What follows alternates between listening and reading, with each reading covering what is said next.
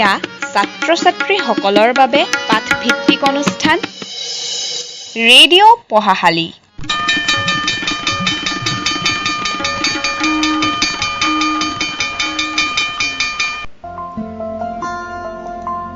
নমস্কাৰ আমাৰ ছাত্ৰ-ছাত্ৰীসকলক নমস্কাৰ জনাই আৰম্ভ কৰিছোঁ ৰেডিঅ' ব্ৰহ্মপুত্ৰ 90.4 FM-ৰ তোমালোকৰ অনুষ্ঠান ৰেডিঅ' পঢ়াশালী। আজিৰ ৰেডিঅ' পঢ়াশালী অনুষ্ঠানৰ জৰিয়তে পুৱাই আহি আমাৰ ষ্টুডিঅ'ত উপস্থিত হৈছেহি ডিব্ৰুগড় জিলাৰ বৰবৰুৱা শিক্ষাখণ্ডৰ বকপৰা মধ্য ইংৰাজী বিদ্যালয়ৰ শিক্ষয়িত্ৰী শিক্ষাগুৰু মৃদুলা কছাৰী বাইদেউ। আৰু বাইদেৱে আজি বিশেষভাৱে ষষ্ঠ শ্ৰেণী অৰ্থাৎ ক্লাছ 6-ৰ ছাত্ৰ-ছাত্ৰীসকলৰ বাবে অসমীয়াৰ বিষয়ৰ পাঠদান লৈ আহিছে। আজিৰ পাঠৰ নাম সবাতোতকৈ আপোন। এইখিনিতে আমাৰ ৰেডিঅ' শুনি থকা সমূহ শ্ৰোতাকে জনাই দিব লাগিব ৰেডিঅ' পঢ়াশালী অনুষ্ঠানটি আমি বিশেষভাৱে সৰ্বশিক্ষা অভিযান ডিব্ৰুগড় এবিটা আৰু BCPৰ সহযোগত ৰেডিঅ' ব্ৰহ্মপুত্ৰই প্ৰস্তুত কৰি আনিছে। আৰু আমাৰ ছাত্ৰ-ছাত্ৰীসকলক অনুৰোধ জনাইছোঁ এই অনুষ্ঠানটি উপভোগ কৰিবৰ বাবে। আৰু ছাত্ৰ-ছাত্ৰীসকলে ইতিমধ্যে গম পাইছে যে আজি আমি ষষ্ঠ শ্ৰেণীৰ অসমীয়াৰ বিষয়ৰ পাঠদান সবাতোতকৈ আপোন লৈ আহিছোঁ। গতিকে ছাত্ৰ-ছাত্ৰীসকলক অনুৰোধ জনাইছোঁ অসমীয়া পুথিখনৰ সবাতোতকৈ আপোন পাঠটো উলিয়াই ৰেডিঅ'ৰ কাষত বহি ৰেডিঅ'ত ফুল ভলিউম দি সাজু হ'বৰ বাবে আমি অনুৰোধ জনাইছোঁ। আৰু বিশেষভাৱে আমি বহুত ধন্যবাদ জ্ঞাপন কৰিছোঁ যিসকল আমাৰ ৰেডিঅ' বন্ধু বান্ধৱী, আমাৰ শিক্ষা বন্ধু বান্ধৱীয়ে নিজৰ অঞ্চলৰ ছাত্ৰ-ছাত্ৰীসকলক একগোট কৰিছে আজিৰ অনুষ্ঠান শুনাবৰ বাবে। সকলোকে বহুত ধন্যবাদ জ্ঞাপন কৰিছোঁ। আৰু এতিয়া আমাৰ মাইক্ৰফোন আগবঢ়াই দিম ডিব্ৰুগড় বৰবৰুৱা শিক্ষাখণ্ডৰ বকপৰা মধ্য ইংৰাজী বিদ্যালয়ৰ শিক্ষয়িত্ৰী মৃদুলা কছাৰী বাইদেউলৈ। আৰু বাইদেৱে আজি ষষ্ঠ শ্ৰেণী অৰ্থাৎ ক্লাছ 6-ৰ অসমীয়া বিষয়ৰ পাঠদান সবাতোতকৈ আপোন আগবঢ়াব। তোমালোকে মন দি শুনিবা আৰু বাইদেৱে কি কয় তাক মন দি শুনিবা আৰু মনত ৰাখিবলৈ চেষ্টা কৰিবা।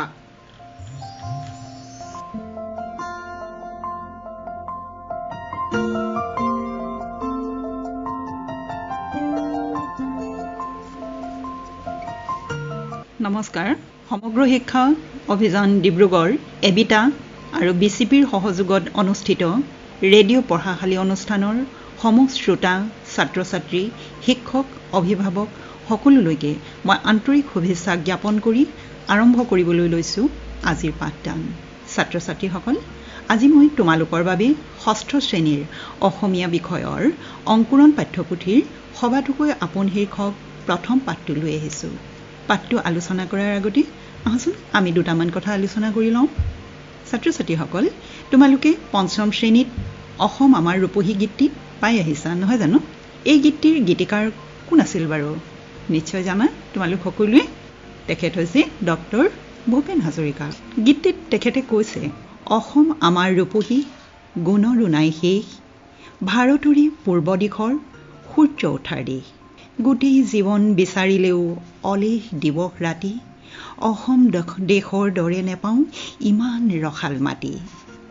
গীতিকাৰ ডক্টৰ ভূপেন হাজৰিকাই গোটেই জীৱন বিচাৰিলেও অসমৰ দৰে আন ক'তো মধুৰ ৰূপৰ সমাৱেশ নোপোৱাৰ কথা তেখেতে কৈছে। কিয় কৈছে বাৰু? তেখেতে নিজৰ জন্মভূমিখনক, নিজৰ মাতৃভূমিখনক অতি ভাল পায়। তেখেতৰ বাবে নিজৰ জন্মভূমিখন অতি আপোন।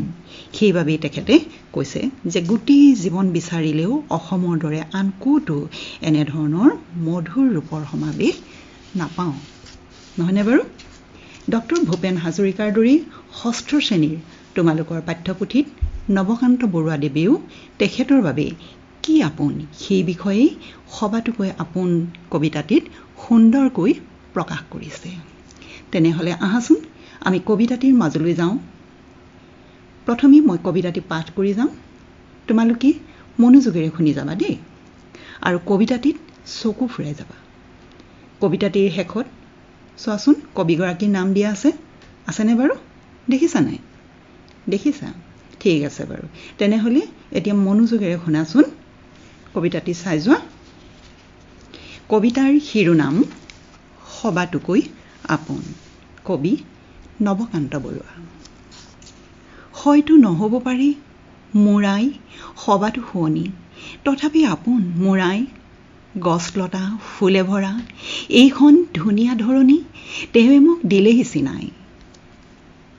হয়তো নহ'ব পাৰে মোৰ দেশ সবাতো চহকী তথাপি আপোন মোৰ দেশ ইয়াৰ নগৰ গাঁও জান জুৰি প্ৰাণৰ চিনাকি যাৰ নাই মহিমাৰ শেষ হয়তো নহ'ব পাৰে মোৰ ভাষা সবাতো সুৰীয়া তথাপি আপোন এই ভাষা তাৰেই প্ৰকাশ কৰোঁ অন্তৰৰ ভাৱ কোমলীয়া সুখ দুখ স্নেহ শান্তি আশা মোৰ আই মোৰ দেশ মোৰ ভাষা ভাল পাওঁ তাৰে মই চিনিম জগত সুবিশাল পৃথিৱীত হাতে হাতে ধৰা ধৰিকৈ খোজ দিম সবাৰে লগত শুনিলা নহয় কবিতাটি এটি সুন্দৰ কবিতা নহয় জানো পঢ়ি যাওঁতেই নৱকান্ত বৰুৱাদেৱৰ দৰে ডক্টৰ ভূপেন হাজৰিকাদেৱৰ দৰে ডক্টৰ নৱকান্ত বৰুৱাদেৱেও তেখেতৰ বাবে কি আপোন আমি বুজিব পাৰোঁ নহয় জানো কবিতাটিত পঢ়ি যাওঁতে তোমালোকে নিশ্চয় বহুতো নতুন নতুন শব্দ পাইছা গতিকে মই তোমালোকক এই নতুন শব্দবোৰৰ অৰ্থ প্ৰথমে কৈ দিছোঁ তোমালোকে চোৱাচোন হয়তো নহ'ব পাৰি মোৰাই সবাতো শুৱনি সবাতো মানে সকলোতকৈ তথাপি আপোন মোৰাই গছ লতা ফুলে ভৰা এইখন ধুনীয়া ধৰণী ধৰণী মানে পৃথিৱী তুমি মোক দিলেহি চিনাই মানে চিনাকি কৰি দিয়া হয়তো নহ'ব পাৰি মোৰ দেশ সবাতো চহকী মানে ধনী তথাপি আপোন মোৰ দেশ ইয়াৰ নগৰ গাঁও জান জুৰি প্ৰাণৰ চিনাকি যাৰ নাই মহিমাৰ শেষ মহিমা মানে মাহাত্ম্য প্ৰতাপ গৌৰৱ ঠিক তেনেদৰে সুৰীয়া মানে শুৱলা কোমলীয়া মানে কোমল সুবিশাল মানে বৰ ডাঙৰ বহল এনেধৰণে তোমালোকে নতুন শব্দ পাইছা গতিকে এতিয়া কবিতাটোত এই কঠিন শব্দবিলাক কোৱাৰ পাছত নিশ্চয় তোমালোকে ইয়াৰ প্ৰতিটো স্তৱকৰ অৰ্থ বা প্ৰতিটো শাৰীৰ অৰ্থ তোমালোকে বুজিব পাৰিছা ঠিক আছে তথাপিতো মই তোমালোকক প্ৰতিটো স্তৱক বুজাই দিছোঁ তোমালোকে চোৱাচোন হয়তো নহ'ব পাৰি মোৰ আই সবাতো শুৱনি আই মানে কাক কৈছে মা আইৰ সমাৰ্থক শব্দ বা একে অৰ্থ বুজোৱা শব্দ হৈছে মা মাতৃ মোৰ মাগৰাকী মোৰ আইগৰাকী বা আমাৰ আইগৰাকী সকলোতকৈ শুৱনি মানে ধুনীয়া নহ'ব পাৰে তথাপি আপোন মোৰ আইগৰাকী মোৰ কাৰণে বৰ আপোন কাৰণ গছ লতা ফুলে ভৰা এইখন ধুনীয়া ধৰণী তুমি মোক দিলেহি চিনাই তেখেতে এই আমাৰ মায়ে এই গছ লতা ফুলেৰে ভৰা এই সুন্দৰ পৃথিৱীখন আমাক প্ৰথমে তেখেতেই চিনাকি কৰি দিলে হয়তো নহ'ব পাৰি মোৰ দেশ সবাতো চহকী তথাপি আপোন মোৰ দেশখন আন বিশ্বৰ আন সকলোবিলাক দেশতকৈ ধনী দেশ বা চহকী দেশ নহ'ব পাৰে তথাপিও মোৰ দেশখন মোৰ বাবে অতি আপোন কিয় আপোন ইয়াৰ নগৰ গাঁও জান জুৰি সকলোবোৰ মোৰ প্ৰাণৰ চিনাকি আৰু এই সকলোবিলাকৰে এক মহিমা আছে আৰু গতিকে মোৰ দেশখন সকলোতকৈ চহকী নহ'লেও মোৰ বাবে মোৰ দেশখনেই আপোন তৃতীয় স্তৱকটো চোৱা হয়তো নহ'ব পাৰি মোৰ ভাষা সবাতো সুৰীয়া মোৰ ভাষাটো পৃথিৱীৰ অন্যান্য আন ভাষাতকৈ শুৱলা নহ'বও পাৰে তথাপি আপোন এই ভাষা কিয় আপোন মোৰ যেতিয়া দুখ লাগে মই নিজৰ মাতৃভাষাৰেই মই প্ৰকাশ কৰোঁ যেতিয়া আনন্দ পাওঁ তেতিয়াও মই মোৰ নিজৰ মাতৃভাষাৰেই আনন্দ প্ৰকাশ কৰোঁ গতিকে নিজৰ মাতৃভাষাৰ সহায়ত মই সুখ দুখ স্নেহ শান্তি আশা সকলোবোৰ প্ৰকাশ কৰোঁ গতিকে পৃথিৱীৰ আন সকলো ভাষাতকৈ মোৰ বাবে মাতৃভাষাটোৱেই মোৰ বাবে আপোন শেষৰ স্তৱকটো চোৱা মোৰ আই মোৰ দেশ মোৰ ভাষা ভাল পাওঁ তাৰে মই চিনিম জগত কবিয়ে নিজৰ দেশখনক নিজৰ আইজনীক নিজৰ ভাষাটোক ভাল পাওঁ বুলি কৈছে আৰু তাৰ সহায়তেই গোটেই জগতখনক পৃথিৱীখনৰ লগত চিনাকি হোৱাৰ আশা কৰিছে আৰু এই সুবিশাল পৃথিৱীত সকলোৰে লগত একেলগে হাতে হাতে ধৰা ধৰিকৈ একতাৰ দোলেৰে খোজ দি আগবাঢ়ি যোৱাৰ কথা কবিয়ে আশা কৰিছে কবিয়ে বিচাৰিছে গতিকে প্ৰতিজন মানুহৰ বাবে এতিয়া চোৱাচোন অকল কবি নৱকান্ত বৰুৱাদেৱৰ বাবেই নহয়, আমাৰ প্ৰত্যেকৰে বাবে, প্ৰতিজন মানুহৰে বাবে জন্মদাত্ৰী আইগৰাকী নিজৰ জন্মভূমিখন আৰু নিজৰ মাতৃভাষাটো অতি আপোন, নহয়নে বাৰু? এই তিনিওগৰাকী মাতৃ আমাৰ সকলো সময়তে, সকলো পৰিৱেশতে আমাৰ বাবে পূজনীয়। কাৰণ আমি মাতৃভাষাৰ যোগেদি আমি জগতখনক চিনিব পাৰোঁ, আমি জগতখনক জানিব পাৰোঁ আৰু জগতখনক বুজিবও পাৰোঁ। কবিতাটিৰ জৰিয়তে কবিয়ে নিজৰ উপজা ঠাইখনক ভিত্তি কৰি নিজৰ মাতৃ আৰু মাতৃভাষাৰ যোগেদি পৃথিৱীত যে আগুৱাই যাব পাৰি সেই কথাটোকে প্ৰকাশ কৰিছে। এটা সুন্দৰ কবিতা, এটা দেশপ্ৰেমমূলক সুন্দৰ কবিতা, নহয় জানো? গতিকে তোমালোকে কবি নৱকান্ত বৰুৱাদেৱৰ আৰু বহুত শিশু কবিতা আছে, তোমালোকে সেইবিলাক সংগ্ৰহ কৰি পঢ়িবা আৰু নিজৰ নিজৰ শ্ৰেণীকোঠাটো আবৃত্তি কৰিবলৈ চেষ্টা কৰিবা। আৰু তোমালোকে, আমাৰ প্ৰত্যেকৰে ভাল লাগে নিজৰ জন্মদাত্ৰী আইজনীক, নিজৰ দেশখনক, নিজৰ ভাষাটোক। গতিকে নিজৰ জন্মদাত্ৰী মাতৃৰ বিষয়ে তোমালোকেও একোটা কবিতা লিখিবলৈ চেষ্টা কৰিবাচোন। এতিয়া কবিতাটোত চোৱা, হয়তো নহ'ব পাৰি মোৰাই সবাতো শুৱনি, তথাপি আপোন মোৰাই গছ লতা ফুলে ভৰা এইখন ধুনীয়া ধৰণী, তুমি মোক দিলেহি চিনাই, আই চিনাই। উচ্চাৰণটো চোৱা, আই চিনাই। শেষৰ ধ্বনিটোৰ মিল আছেনে উচ্চাৰণ কৰোঁতে? আছে, হয়। এনেধৰণে শেষৰ ধ্বনিৰ মিল থকা শব্দবিলাকক কোৱা হয় অন্তৰ্ধ্বনিৰ মিল থকা শব্দ। মই তোমালোকক এই দুটা কৈ দিলোঁ, তোমালোকে তেনেদৰে কবিতাটোৰ পৰা অন্তৰ্ধ্বনিৰ মিল থকা শব্দ বিচাৰি লোৱাচোন। কি কি হ'ব পাৰে বাৰু? এটা হ'ল বাৰু আই চিনাই, তাৰ পাছত দেশ শেষ, তাৰ পাছত ভাষা আশা, আৰু তাৰ পাছত জগত লগত, চহকী চিনাকি, সুৰীয়া কুমলীয়া। এনেধৰণে তোমালোকে অন্তৰ্ধ্বনিৰ মিল থকা শব্দবোৰ বিচাৰি উলিয়াবলৈ চেষ্টা কৰিবা। ভাল লাগিব তোমালোকৰ এনেধৰণৰ কবিতাৰ সৌন্দৰ্যটো উপভোগ কৰি। কবিতাত চোৱাচোন কিমানবোৰ কথা সোমাই থাকে, নহয় জানো? ইমানবিলাক, ইমান সৌন্দৰ্য থাকে। তাৰ পাছত এতিয়া চোৱা, হয়তো নহ'ব পাৰে। এই নহ'বটোৱে কি বুজাইছে? নথকা, নোহোৱা অৰ্থত নহ'ব, কিন্তু হোৱা অৰ্থত হ'লে কি হ'ব? এইটো হ'ব, হ'ব নহ'ব। এই যে নোহোৱা অৰ্থত বুজোৱা ৰূপটোক কোৱা হয়, শব্দৰ ৰূপটোক কোৱা হয় নিৰৰ্থক ৰূপ। মনত থাকিব, শব্দৰ কি বুলি কয়? নিৰৰ্থক ৰূপ বুলি কয়। নহ'ব, হ'ব। পাৰে, পাৰেটোৱে হোৱা বুজাইছে। ইয়াৰ নিৰৰ্থক ৰূপটো কি হ'ব? নোৱাৰে, হয়নে?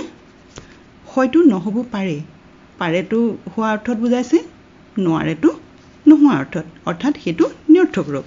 ঠিক তেনেদৰে কৰোঁ, তাৰ নিৰৰ্থক ৰূপটো কি হ'ব? নকৰোঁ। ধোওঁ, নধোওঁ, হয় নহয়? শুনা, নুশুনা। পাৰে, নোৱাৰে। খেলেটো কি হ'ব? কোৱাচোন তোমালোকে? নেখেলে। যামটো কি হ'ব? নাযাম। দিমটো কি হ'ব? নিদিম। লিখোঁটো কি হ'ব? নিলিখোঁ। এই ধৰণে নিৰৰ্থক ৰূপবিলাক তোমালোকে লিখিবলৈ চেষ্টা কৰিবা। তেনেহ'লে তোমালোকে এতিয়া কবিতাটোত আৰু কিছুমান শব্দ আছে, তোমালোকে চোৱা। প্ৰথমে ইয়াৰ শব্দৰ যি খেলা, শব্দৰে সৈতে আমি খেলো আহাচোন। ইয়াত কিছুমান জুৰীয়া শব্দ আছে। জুৰীয়া শব্দ যেনে জান জুৰি, মানে যোৰাকৈ ব্যৱহাৰ হৈছে, যোৰাকৈ যিবোৰ শব্দ ব্যৱহাৰ হয়। অসমীয়া ভাষাত কিছুমান শব্দ সমাৰ্থক ৰূপে, কিছুমান বিপৰীত অৰ্থ বুজোৱা যুগ্ম ৰূপে এনেধৰণে ব্যৱহাৰ হয়। এইবিলাকক জুৰীয়া শব্দ কয়, যেনে জীৱ জন্তু, কাগজ কলম, জান জুৰি, এনেকৈ। এতিয়া কবিতাটোত আৰু কি কি আছে বাৰু এনেধৰণৰ জুৰীয়া শব্দ? কি আছে? গছ লতা, আৰু সুখ দুখ, আৰু হাতে হাতে, তাৰপাছত ধৰা ধৰিকৈ, আৰু নগৰ গাঁও। এনেধৰণে বুজি পাইছা?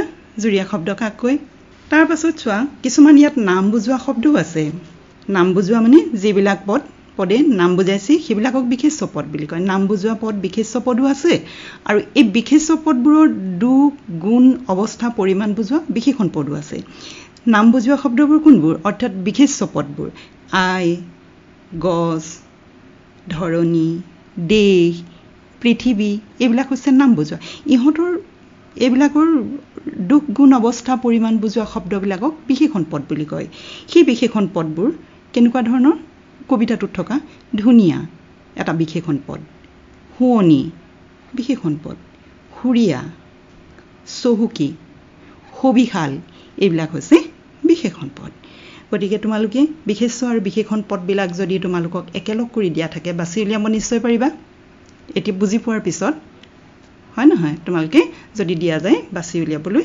পাৰিবা ঠিক আছে তাৰ পাছত এতিয়া যে ক'লে এইটো গছলতা ফুলে ভৰা এইখন ধুনীয়া ধৰণী এইখন শব্দটো যে কবিতাটোত ব্যৱহাৰ হৈছে কোনো বস্তুৰ আকৃতি প্ৰকৃতি লিংগ আদিক নিৰ্দিষ্টকৈ বুজাবলৈ কিছুমান শব্দ ব্যৱহাৰ কৰা হয় এই লগত যিটো খন যোগ হ'ল এই যোগখন এইখন এইটো কোৱা হয় নিৰ্দিষ্টতাবাচক প্ৰত্যয় কি বুলি কয় নিৰ্দিষ্টতাবাচক প্ৰত্যয় এতিয়া তোমালোকক যদি কয় মানুহৰ লগত এটা নিৰ্দিষ্টতাবাচক প্ৰত্যয় যোগ কৰাচোন কি হ'ব তেতিয়া মানুহজন মানুহ যোগ জন সমান মানুহজন ঠিক তেনেকৈ তিৰোতা যোগ জনী তিৰোতাজনী ছাতি যোগটো ছাতিটো ঘৰ যোগখন ঘৰখন কিতাপ যোগখন কিতাপখন এনেকুৱা ধৰণে বুজি পাইছা নিৰ্দিষ্টতাবাচক প্ৰত্যয় কাক কয়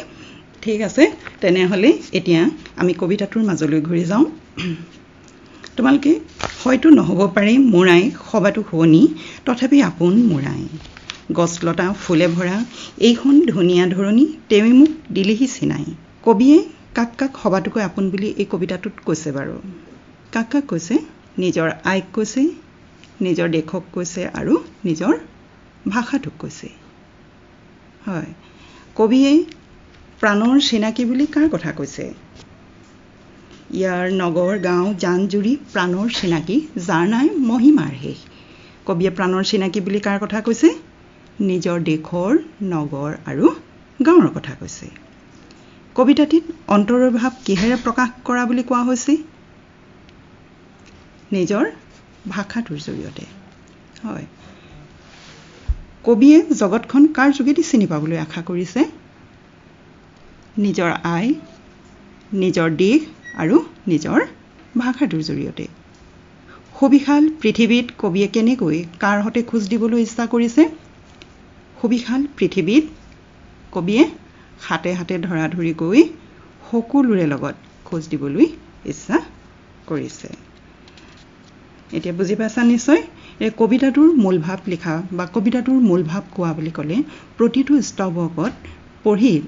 স্তৱক পঢ়ি তোমালোকে যি বুজি পাইছা সেই বুজা কথাখিনিৰে যদি তোমালোকে লিখি যোৱা তেতিয়াহ'লে সেইটোৱে কবিতাৰ মূল ভাৱ লিখা গতিকে ছাত্ৰ ছাত্ৰীসকল তোমালোকে এতিয়া কোনো এটা কবিতা বা গীত এটা যদি তোমালোকে শুনা তেনেহ'লে শুনি সেই কবিতা বা গীতটি কিহৰ ওপৰত বা কিহক উদ্দেশ্য কৰি লিখিছে জননীক উদ্দেশ্য কৰি লিখিছে জন্মভূমিক উদ্দেশ্য কৰি লিখিছে নে মাতৃভাষাক লৈ ৰচিত হৈছে সেইটো নিশ্চয় ক'ব পাৰিবা মই এটা তোমালোকক অকণমান এটা শাৰী কৈ শুনাইছোঁ তোমালোকে ক'বাচোন এইটো কাক লৈ ৰচনা কৰিছে কোনে মোক তুলি তালি কৰিলে ডাঙৰ মৌহনা মিঠা মাটি পাহৰি ভাগৰ এই শাৰীকেইটা জননীক লৈ ৰচনা কৰিছে নে জন্মভূমিক নে মাতৃভাষাক লৈ ৰচনা কৰিছে জননীক লৈ হয় নহয় গতিকে এনেধৰণে তোমালোকে কবিতাটো বুজি উঠাৰ পাছত কোনো এটা কবিতা পাঠ কৰিলে নিশ্চয় থিৰাং কৰিব পাৰিবা যে কবিতাটো কাক লৈ লিখিছে গতিকে তোমালোকে নিজৰ জন্মভূমিখনৰ বিষয়ে নিজৰ জন্মভূমিখনক তোমাৰ কিয় ভাল লাগে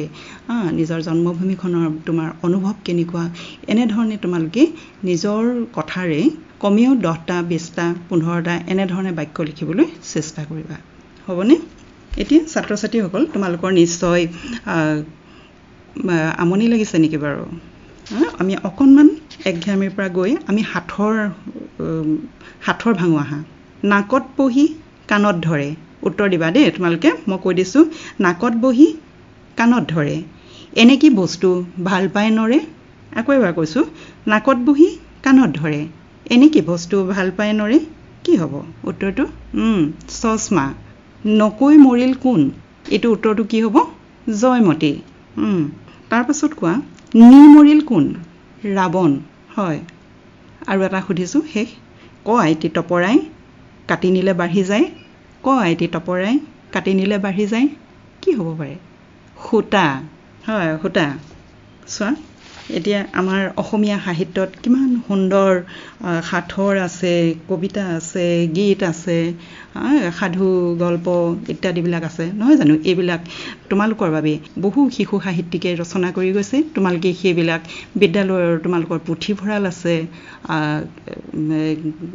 দোকানতো পোৱা যায় বা গ্ৰন্থমেলা আহিলেও পোৱা যায় তোমালোকে সেইবিলাকৰ পৰা কিনি তোমালোকে বা বিদ্যালয়ৰ পুথিভঁৰালৰ পৰা নি হ'লেও বিভিন্ন শিশু সাহিত্যিকৰ বিষয়ে তোমালোকে অধ্যয়ন কৰিবা পঢ়িবা আৰু তেওঁলোকৰ লেখনিবিলাকো পঢ়িবলৈ চেষ্টা কৰিবা তাৰে মই তোমালোকক কেইগৰাকীমান শিশু সাহিত্যিকৰ নাম কৈ দিছোঁ বাৰু নৱকান্ত বৰুৱা লক্ষ্মীনাথ বেজবৰুৱা ডক্টৰ নিৰ্মল প্ৰভা বৰদলৈ গগন চন্দ্ৰ অধিকাৰী ইত্যাদি এতিয়া ছাত্ৰ ছাত্ৰীসকল তোমালোকে কবিতাটো নিশ্চয় বুজি পাইছা তোমালোকক মই এটি গৃহকৰ্ম দিওঁ তোমালোকে লিখি লোৱাচোন কবিতাটিৰ মূল ভাৱ লিখা কবিতাটিৰ মূল ভাৱ লিখা 2 নম্বৰ প্ৰশ্ন বাক্য ৰচনা কৰা শুৱনি আই ধৰণী চহকী সুৰীয়া কোমলীয়া সুবিশাল আকৌ কৈ দিছোঁ শুৱনি আই ধৰণী চহকী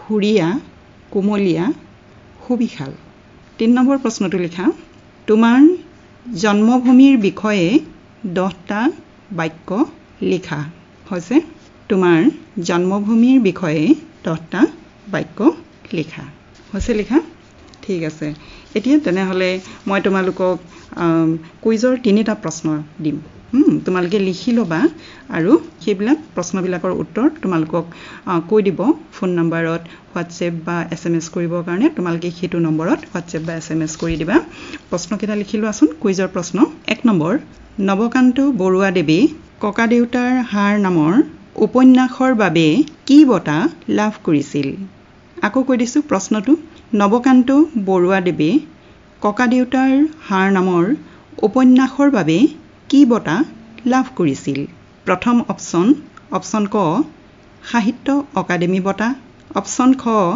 অসম উপত্যকা সাহিত্য বঁটা অপশ্যন গ অসম প্ৰকাশন পৰিষদ বঁটা আকৌ কৈছোঁ অপশ্যন ক সাহিত্য অকাডেমি বঁটা খ অসম উপত্যকা সাহিত্য বঁটা গ অসম প্ৰকাশন পৰিষদ বঁটা 2 নম্বৰ প্ৰশ্নটো কবিয়ে জগতখন কাৰ যোগেদি চিনি পাবলৈ আশা কৰিছে কবিয়ে জগতখন কাৰ যোগেদি চিনি পাবলৈ আশা কৰিছে ক নিজৰ আই নিজৰ দিশ আৰু নিজৰ ভাষাৰ যোগেদি নিজৰ আই নিজৰ দিশ আৰু নিজৰ ভাষাৰ যোগেদি হ'ল অপশ্যন খ নিজৰ দিশ আৰু ভাষাৰ যোগেদি অপশ্যন গ নিজৰ আই আৰু ভাষাৰ যোগেদি 3 নম্বৰ প্ৰশ্ন তলৰ কোনটো বিশেষণ শব্দ বাছি উলিওৱা অপশ্যন ক আই অপশ্যন খ দেশ অপশ্যন গ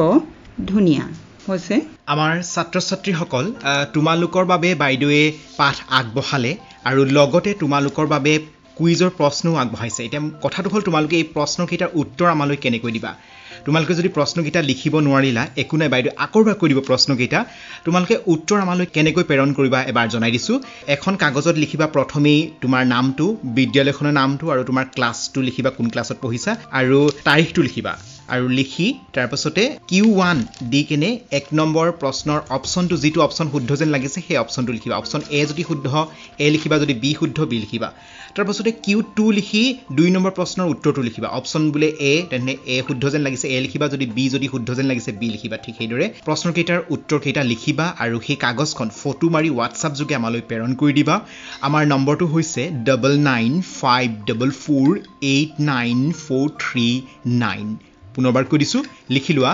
9954489439 পুনৰবাৰ কৈ দিছোঁ, বাইদেৱে যি কুইজৰ প্ৰশ্ন তোমালোকৰ বাবে আগবঢ়াইছে তোমালোকে সেই প্ৰশ্নৰ উত্তৰ দিবা আৰু শুদ্ধকৈ উত্তৰ দিব পাৰিলে আমি কালিলৈ তোমালোকৰ নাম ঘোষণা কৰিম ৰেডিঅ' ব্ৰহ্মপুত্ৰৰ ৰেডিঅ' পঢ়াশালীৰ জৰিয়তে সমূহ শ্ৰোতাৰ আগত। ভাল লাগিব, নিজৰ নামটো ৰেডিঅ'ত শুনি নহয় জানো?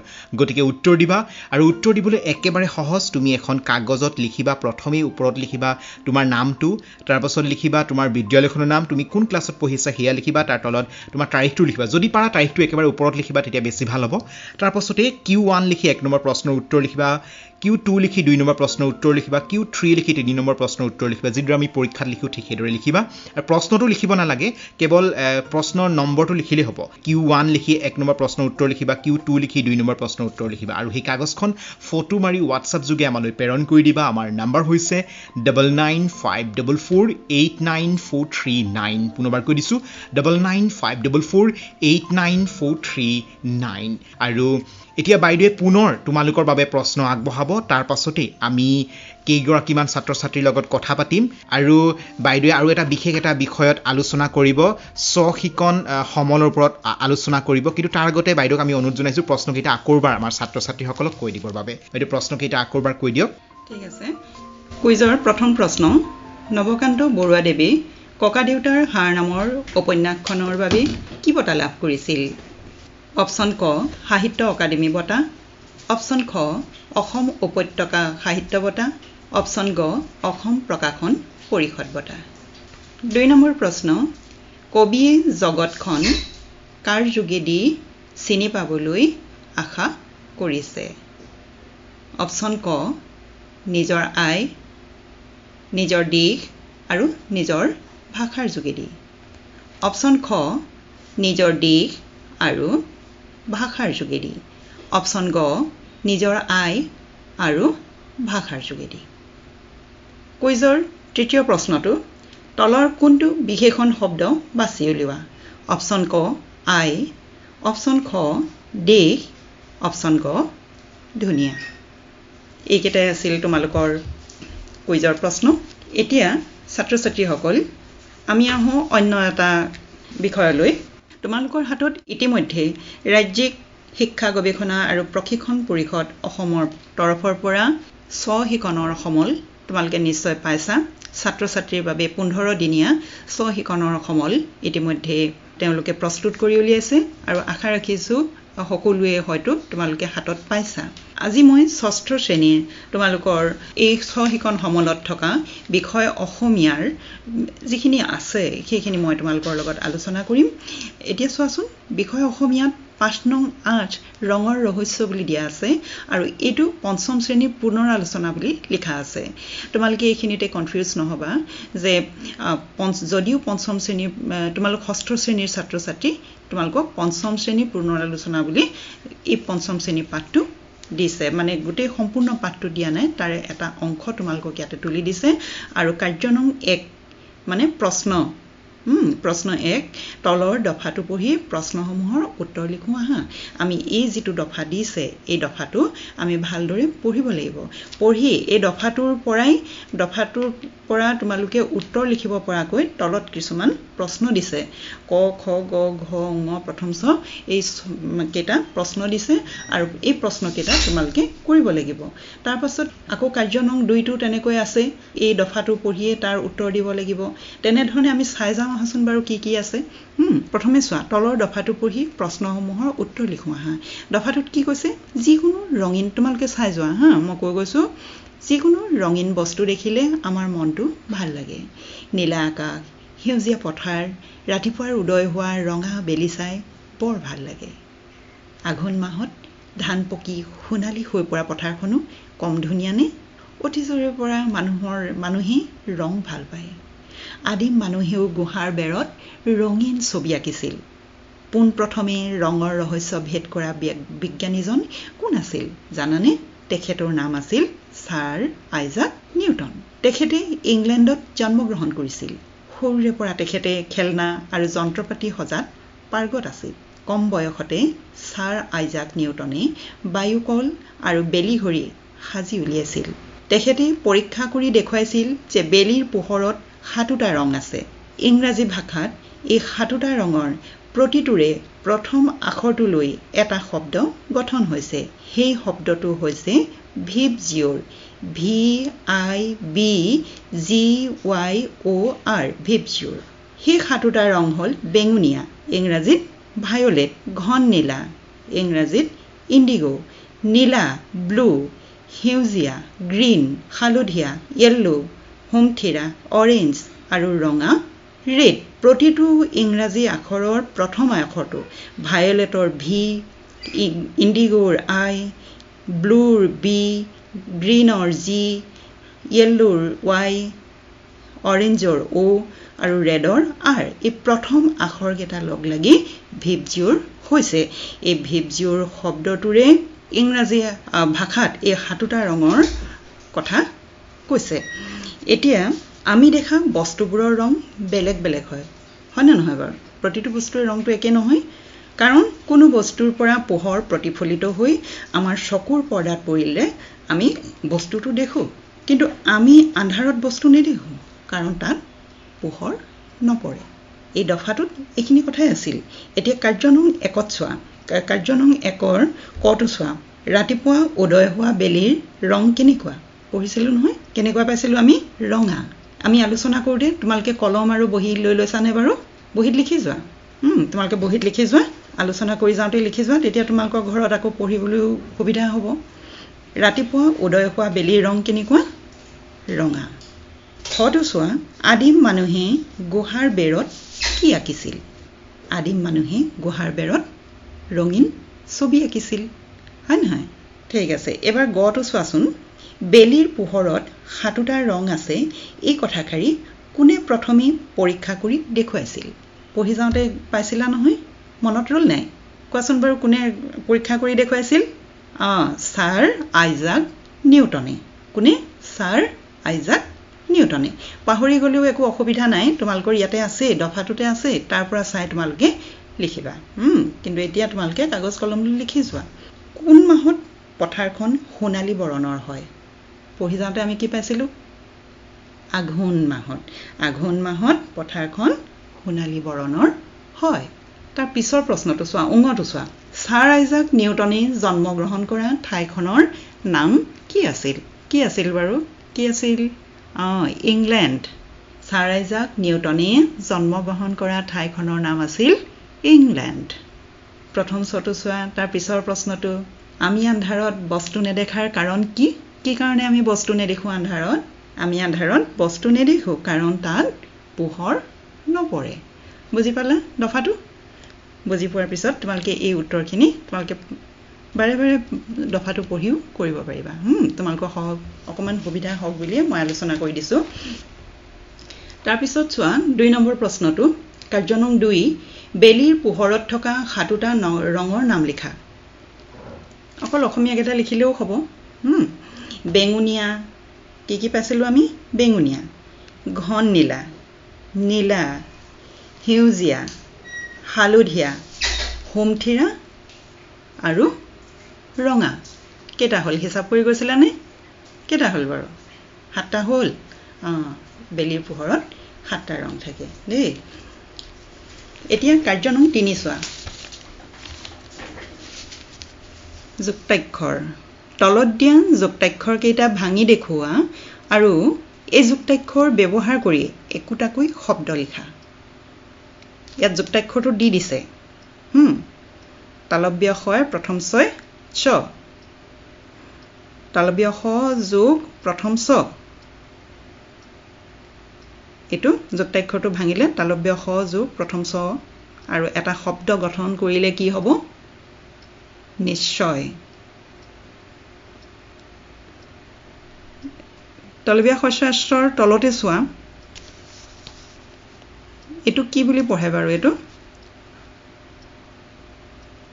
মূৰ্ধন্য নয়দয় আন্দ এটো যুক্তাক্ষৰ ভাঙিলে কি হ'ব মূৰ্ধন্য ন যোগ মূৰ্ধন্য ড আৰু শব্দ গঠন কৰিলে কি হ'ব এটা মই কৰি দেখুৱাইছো বাৰু তোমালোকে আৰু 2-3টা কৰিবা ঠাণ্ডা হয়নে ঠাণ্ডা তাৰ তলৰটো চোৱা পোনে পোনে তললৈ চাই যাবা দেই কাৰণ ইফালেও আছে নহয় তললৈ চোৱা দন্তীয় নয় ধয় অন্ধ দন্তীয় ন এইটো যুক্তাক্ষৰ ভাঙিলে কি হ'ব দন্তীয় ন যোগ দন্ত ধ শব্দ গঠন কৰিলে কি হ'ব এটা শব্দ গঠন কৰাচোন অন্ধ অন্ধ এতিয়া সোঁফাললৈ চোৱা সোঁফালৰ একেবাৰে ওপৰলৈ চোৱা নময় আন্ম ন যোগ ম শব্দ গঠন কৰিলে কি হ'ব এটা তোমালোকক মই উদাহৰণ হিচাপে কৈছোঁ জন্ম হয় নহয় বাৰু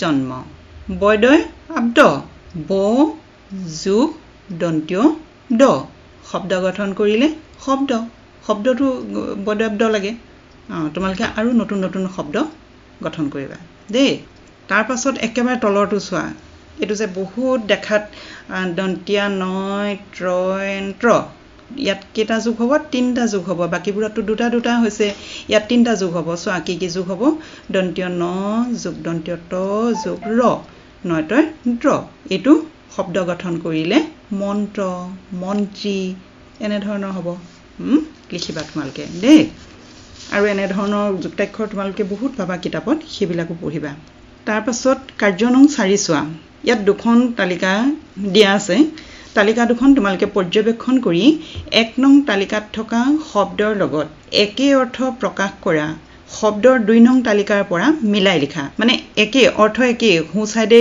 তালিকা নং 1ত কিছুমান শব্দ দিয়া আছে একে অৰ্থ প্ৰকাশ কৰা শব্দ তালিকা নং 2টো আছে কিন্তু থাকিলেও পুনে পুনে নাই গম পাইছানে বুজি পাইছা পুনে পুনে নাই এতিয়া তোমালোকক সেই পুনে পুনে মিলাই লিখিবলৈ কৈছে এটা কেনেকৈ মিলাই লিখিবা তোমালোকক এইফালে হু সাইডে এখন তালিকাত এটা কৰিও দেখুৱাইছে দেখিছানে তোমালোকে এটা কৰি দেখুৱাইছে তালিকা নং 1 তালিকা নং 2 ঘৰটো বনোৱাই আছে এটা কৰি দেখুৱাইছে আকাশ গগন এনেধৰণে তোমালোকে কোনটোৰ লগত কি মিলিব মই কৈছো তোমালোকে চাই যোৱাচোন বেলি ইয়াৰ লগত কি মিলিব কোৱা তোমালোকে কোৱাচোন বেলিৰ লগত কি মিলিব সূৰ্য পুনে পুনে লিখি যোৱা পানীৰ লগত কি মিলিব ইফালে জল মিলিব চকুৰ লগত একে অৰ্থ প্ৰকাশ কৰা কি আছে ইফালে নয়ন চকুৰ পুনে পুনে তোমালোকে নয়নটো লিখিবা আৰু প্ৰথম একেবাৰে শেষত প্ৰথম আছে নহয় জানো প্ৰথমৰ লগত একে অৰ্থ প্ৰকাশ কৰা শব্দ কি আছে চোৱাচোন কি আছে আদি প্ৰথমৰ লগত একে অৰ্থ প্ৰকাশ কৰা শব্দটো হৈছে আদি গতিকে তোমালোকে প্ৰথম বুলি তালিকা 1ৰ ঘৰটোত লিখিবা আৰু তালিকা 2ৰ ঘৰটোত তোমালোকে আদি লিখিবা হ'ব বুজি পাইছানে বাৰু তোমালোকৰ সহিকনৰ সমলত ষষ্ঠ শ্ৰেণীৰ অসমীয়া বিষয়ৰ ইমানখিনি আছিলে মই আশা কৰিছোঁ তোমালোকে সকলোখিনি বুজি পাইছা আৰু সুন্দৰকৈ তোমালোকে এইখিনি কৰি তোমালোকৰ ছাৰ বাইদেউৰ হাতত জমা দিবা দেই আৰু তোমালোকে নিজেও পঢ়িবা আৰু মই তোমালোকক বহুত ধন্যবাদ জনাইছোঁ ইমান সময় তোমালোকে ধৈৰ্য সহকাৰে ইমান দেৰি তোমালোকে ইমান সময় পাঠ গ্ৰহণ কৰিলা তাৰ বাবে তোমালোকক মই বহুত ধন্যবাদ জনাইছোঁ হয় আমিও বাইদেউক বহুত বহুত ধন্যবাদ জ্ঞাপন কৰিছোঁ বাইদেৱে আজি বৰ সুন্দৰভাৱে পাঠ আগবঢ়ালে আৰু বাইদেৱে তোমালোকৰ বাবে প্ৰশ্নও আগবঢ়াইছে আশা কৰোঁ তোমালোকে সেই প্ৰশ্নৰ উত্তৰ দি আমালৈ SMS কৰিবা SMS নহয় WhatsApp কৰিবা WhatsApp কৰিলে বেছি ভাল হ'ব নহয় জানো প্ৰশ্নকেইটাৰ এখন কাগজত সুন্দৰকৈ লিখিবা প্ৰথমে লিখিবা আজিৰ তাৰিখটো তাৰপিছতে নাম লিখিবা তোমাৰ তাৰপিছত বিদ্যালয়খনৰ নাম লিখিবা তাৰপিছত কোন ক্লাছত পঢ়ি আছা সেয়া লিখিবা লিখি আমালৈ তাৰপিছতে সেই কাগজখনত Q1 লিখি 1 নম্বৰ প্ৰশ্ন উত্তৰ Q2 লিখি 2 নম্বৰ প্ৰশ্ন উত্তৰ Q3 3 নম্বৰ প্ৰশ্ন উত্তৰ এইদৰে লিখিবা আৰু লিখি সেই কাগজখন ফটো মাৰি WhatsApp যোগে আমালৈ প্ৰেৰণ কৰি দিবা শ্ৰোতাবন্ধু আজি ৰেডিঅ' পঢ়াশালী অনুষ্ঠানৰ জৰিয়তে আপোনাৰ বাবে লৈ আহিলোঁ ডিব্ৰুগড় জিলাৰ বৰবৰুৱা শিক্ষাখণ্ডৰ বকপৰা মধ্য ইংৰাজী বিদ্যালয়ৰ শিক্ষয়িত্ৰী মৃদুলা কছাৰী বাইদেউ আৰু মৃদুলা কছাৰী বাইদেৱে আজি বিশেষভাৱে ষষ্ঠ শ্ৰেণী অৰ্থাৎ ক্লাছ 6ৰ ছাত্ৰ-ছাত্ৰীসকলৰ বাবে অসমীয়াৰ বিষয়ৰ পাঠদান লৈ আহিলে পাঠৰ নাম আছিল সবাতোতকৈ আপোন বৰ সুন্দৰকৈ বাইদেৱে পাঠদান আমালৈ আগবঢ়ালে গতিকে আমি সকলো ছাত্ৰ-ছাত্ৰীৰ তৰফৰ পৰা আমাৰ শিক্ষা বন্ধু বান্ধৱীসকলৰ তৰফৰ পৰা লগতে ৰেডিঅ' ব্ৰহ্মপুত্ৰ 90.4 FM তৰফৰ পৰা বহুত বহুত ধন্যবাদ জ্ঞাপন কৰিলোঁ আমাৰ আজিৰ বাইদেউক মৃদুলা কছাৰী বাইদেউক আৰু বাইদেউক পুনৰ আমি লগ পাম আৰু আজি আমাৰ অনুষ্ঠান শুনা সমূহ ছাত্ৰ-ছাত্ৰীকে বহুত বহুত ধন্যবাদ জ্ঞাপন কৰি সামৰিছোঁ আজিৰ ৰেডিঅ' পঢ়াশালী অনুষ্ঠানটি কালিলৈ পুনৰ পুৱাৰ 10 বজাৰ লগে লগে লৈ আহিম ৰেডিঅ' পঢ়াশালী অনুষ্ঠানটি সামৰিছোঁ নমস্কাৰ বাই বাই